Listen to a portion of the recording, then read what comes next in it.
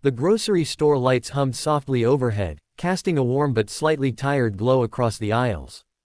It was late evening in a quiet corner of Portland, Oregon, the kind of evening where the world felt slowed down, like everyone was simply waiting for the day to end.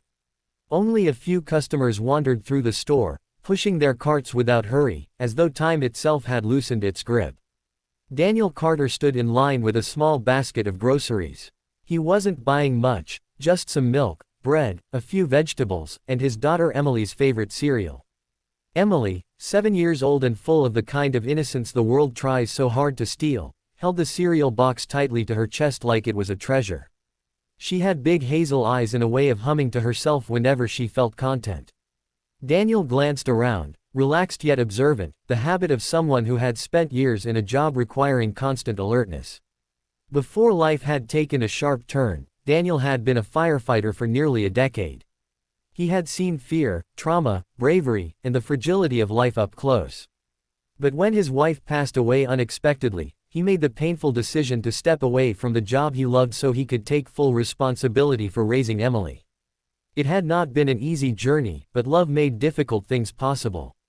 The checkout line moved forward, and soon they were standing in front of the cashier. Her name tag read, Sophie. She looked young, maybe 23 or 24, with soft features and tired eyes. She offered a polite smile, the automatic kind retail workers give after saying it thousands of times a day. But the moment Daniel placed the milk on the counter, he noticed something unusual. Her hands were shaking. It wasn't a small tremor.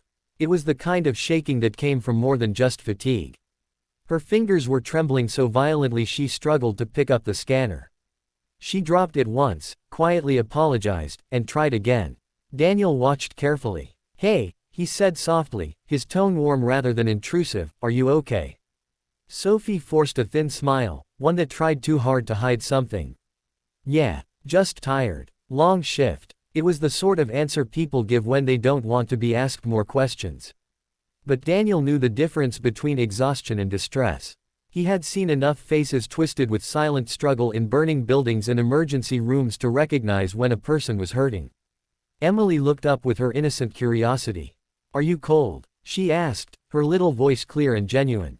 "My daddy has a jacket in the car. He can give it to you." Sophie almost laughed, not out of humor, but because a child's kindness is sometimes disarming.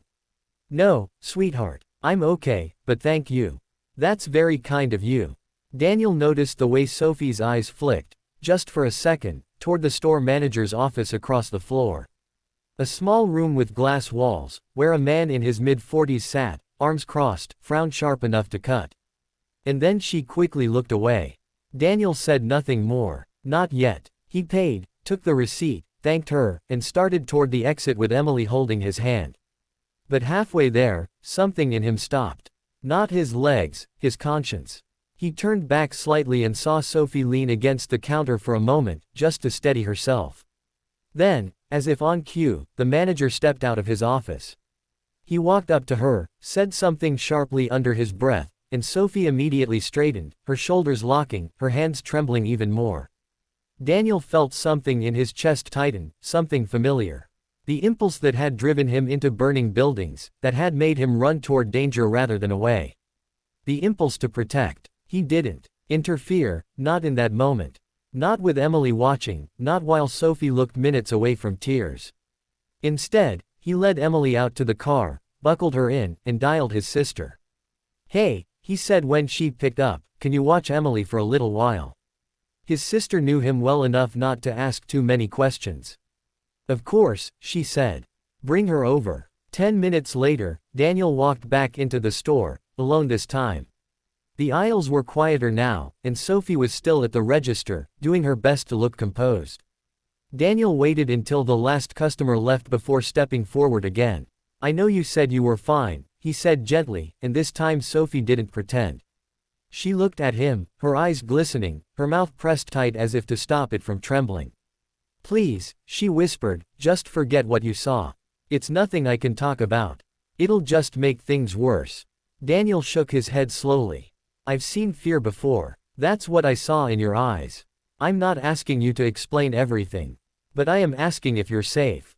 Her voice cracked. "No," she whispered. "I'm not. She swallowed hard. It's him. The manager. He says things. He stands too close. He touches my shoulder when I'm scanning customers.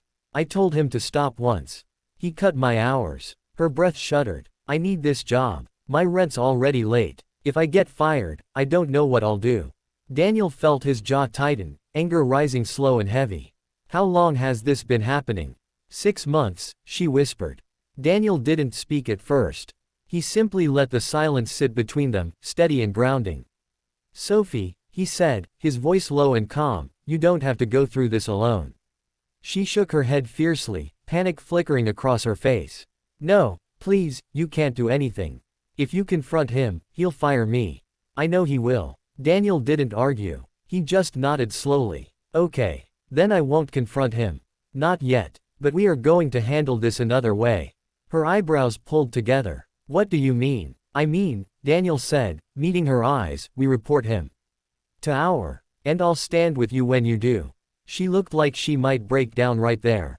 I'm scared, she whispered. Courage, Daniel said softly, is not the absence of fear. It's choosing to do what's right even when you are scared. For a long moment, Sophie didn't move. Then slowly, very slowly, she nodded. They walked to the break room. Sophie's hands were shaking so badly she could barely dial the company HR number.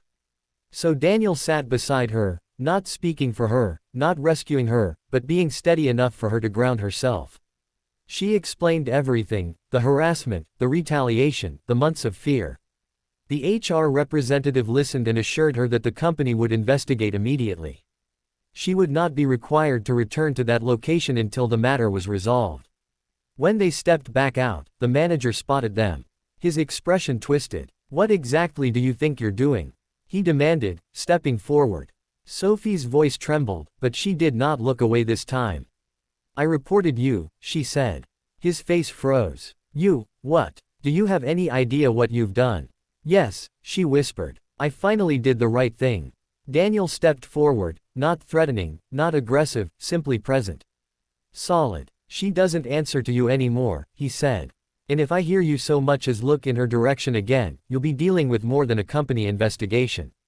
The manager stared at Daniel, weighing whether intimidation would work. But something in Daniel's eyes, calm, steady, unflinching, told him it wouldn't. So he said nothing. Sophie walked out of the store with Daniel beside her. The air outside was cold, but for the first time in months, she felt like she could breathe. I can't believe I did that, she whispered. You did, Daniel said quietly. You did it. And you were stronger than you realized. Tears filled her eyes, not from sadness, but from relief. Thank you, she managed. Thank you for not walking away.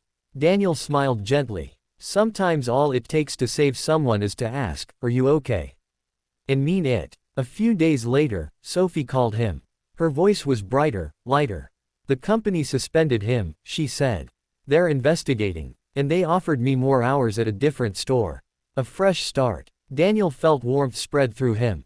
Emily, listening from the couch, asked, Daddy, is she okay now? Yes, he said, scooping her up. Because sometimes helping someone doesn't require you to save them. It just requires you to stand beside them. And that was enough.